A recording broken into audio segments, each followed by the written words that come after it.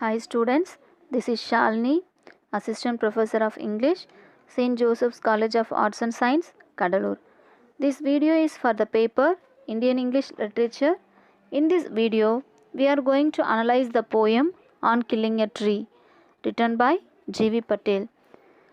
Before we see the poem, we see few facts about the poet. G.V. Patel was born on 18th August 1940. He was an Indian Parsi poet, playwright, painter, as well as practicing physician.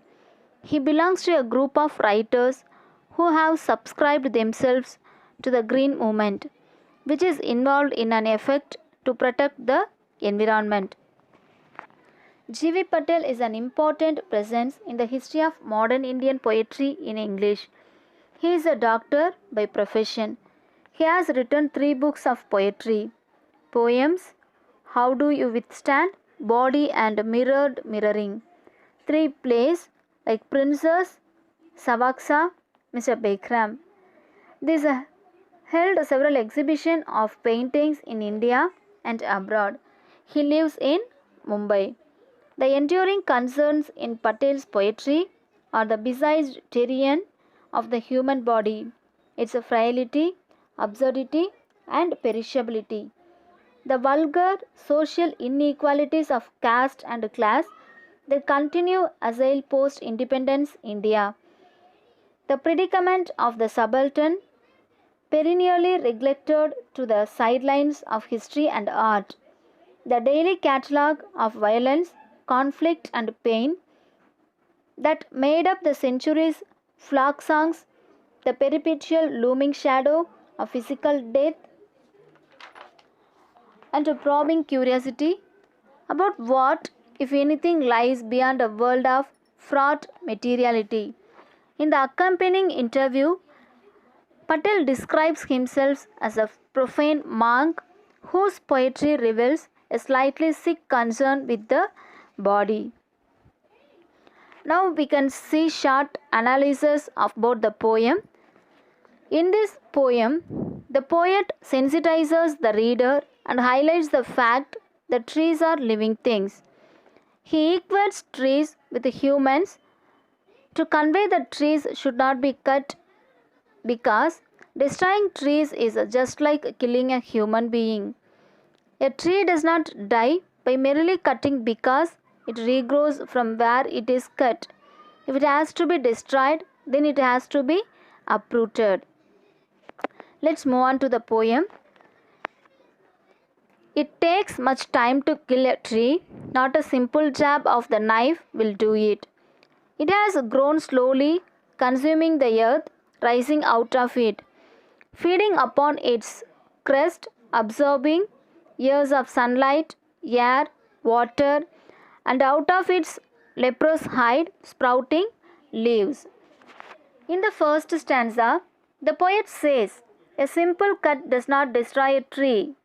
A tree grows gradually, it is rooted in the soil. A plant takes nutrition from the soil to grow into a big tree.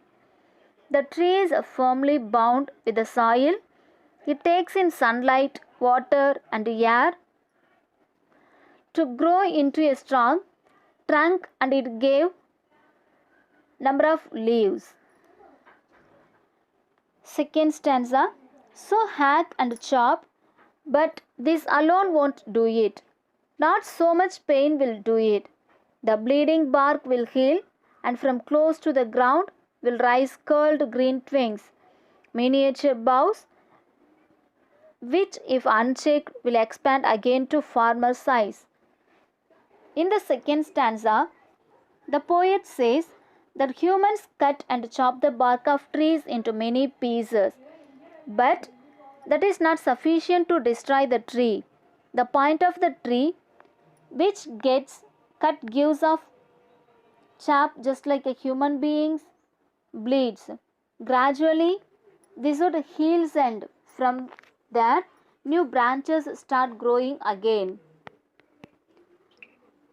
In the third stanza, no, the root is to be pulled out of the anchoring earth. It is to be roped tied and pulled out, snapped out or pulled out entirely. Out from the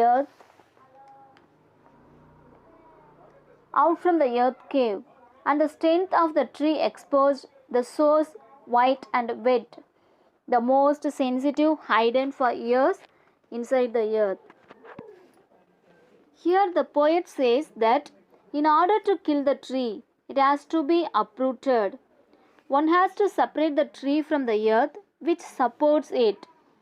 The roots of the tree bind the tree with the soil in the pit of the earth.